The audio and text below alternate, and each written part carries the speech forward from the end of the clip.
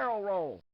Hey everyone, today I wanted to make this video to show off this mock that I made. I really like Dreamzzz, and the newest wave of sets is gaming themed, and that's kind of cool. There's some neat stickers and designs and stuff, and it got me thinking about what kind of mocks I can make out of the sets, and this is one of them. I have some other ones lined up, and those ones aren't even built yet, but I got some ideas, so stay tuned. I mean, don't, but you get what I mean. I got some ideas. However, I wanted to tackle this one first because this had a very clear direction. So Cooper's Gaming Jet, it's sort of designed after a controller, and I was looking at all those sort of shapes and slopes and stuff, and it got me thinking about sort of other video game ships, and I quickly landed on the idea of making it into something out of StarFox. If you don't know what StarFox is, it's a game, it's a shoot 'em up set in space with sort of anthro characters like furries, and it's pretty cool. They've not had an entry in a while though. The last one was on Wii U. And that was a while ago. However, I think the designs for a lot of the ships and vehicles is really cool. And I think the Arwing, just want to say, that's taking me like a good couple seconds to pronounce, so it's Arwing, I think is a really cool design. And I wanted to turn Cooper's little jet into something inspired from that. And this is what I came up with. So, first off, let me take this off so I can actually talk about it a bit easier. That will tie into something later, but you'll see. So here is one of the thrusters, and like I said, I got 2 copies of the set, so I had more of these sloped pieces, and so I had a duplicate of the sticker sheet, because in the official set, they tell you to put these button and D-pad stickers on at a slight angle, and I knew, I built the set, and I was like, oh, good thing I got a second copy, because now I could put them straight, because as you can see, these parts are put straight.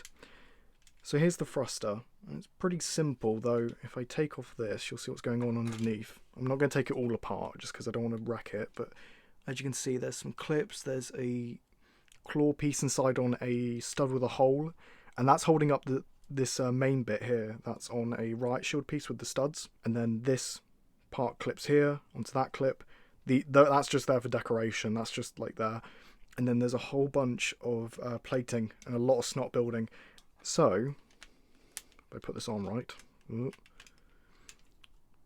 then underneath it's a not on top technique as well, or studs not on top, sorry, and that goes underneath. And this is the final product. I had to do that twice. That took a lot of, I think that was the thing I focused on quite a bit. I was trying to get this like sloping right. Initially I used loads of like hinges and things, and it just kept falling apart. And it's reasonably like sturdy, though. I've like when I've done sort of test runs of this video where I've been like holding it and like demonstrating it, I've accidentally broken it. Like I kept putting my hands on these. I wish I put these in a better spot. However, I think it does look quite nice. And at the back, these are from a Monkey Kid set. I didn't want to part with them. I think they're a really nice little build. Anyway, on the back there's not really too much detailing. I initially tried to get my hands on the windscreen piece. It's the one that's it's too wide and it sort of slopes. They've used it on a lot of smaller helicopters, and I tried to get my hands on 2 of those, but I couldn't find them in Trans Blue. I found one, but I couldn't find another one. I was like, no, I'll redo it, because initially I wanted to use that as thruster detailing, but then I didn't have enough I couldn't find like enough pieces to kind of cover this up and make it look nice, because it was more that I was weighing the back down as well. Because initially when I put it all together for the first time, I didn't have, like, picture this wasn't here yet. It, like, weighed back and went like that. I had to rethink about how much I was really going to be putting on these. And I think they're, they work. And on the back, there's just some little thruster detailing. I wanted to keep the colours, like, accurate to the actual set, because on the real set, one side's blue and one side's salmon pink. And I decided to keep that with having the buttons on the side and then the little kind of tail lights. And then there's the thruster, and I added these as well. This was something I thought was a little bit of a stroke of genius. I found these pieces while I was looking for parts, and I think they add that little bit to it. It makes it seem not realistic. It doesn't really make it seem realistic, but it's more the detail of just like these would pop up when it's like breaking, And also it ties into something later, because I discovered something while I was filming. Got the little wings at the back, like on the official set. There's the press start button like the official set. Even got the little lights here as well, like the official set. I'm not going to say that again. And then here's the other side in blue. It's the same as this side, same build, just flipped. The wings themselves, again, Initially I had this idea where they would go underneath, and it just didn't look right. I was trying to see if I could combine in the set, when Dream sets have the two builds, and one was the jet and one was a helicopter, and I was trying to see if I could make helicopter blades that could fold up and come up the out of the top here, and it just didn't look right. And these would fold down. It looked more aquatic than something that would fly, and I kind of ditched it just because, well, it was more spreading myself too thin through two different models, and it really made the actual like base of it look terrible. So I ended up ditching that and just went for this because, you know, this looks nice. Just like the three little slopes, got the wings and the back part done. Again with the wings, that's sort of there to capture the original ship. It was a bit of a struggle because with the cockpit, I ended up going with what was in the official set. So here it is. And I tried using a larger cockpit. There's a good city set. There's a little spaceship they did that has a really long, like cockpit design that's like sloped, and it has sort of angles to it. And the original ship has that in like StarFox 64.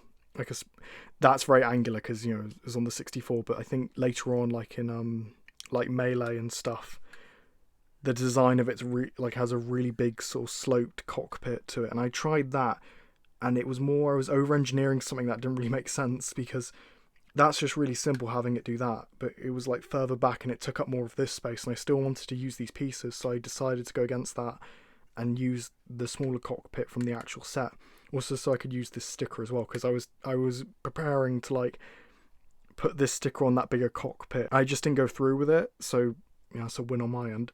Onto the actual cockpit, as in if I open it, Cooper's in there. I'll just take him out for a sec. I decided to make it a bit more roomy, and he's a bit lower down as well, because in the official set, he's like really up close against that glass. There's what's his name? Ashen Flash. When he did his video, he was kind of struggling to get him in there.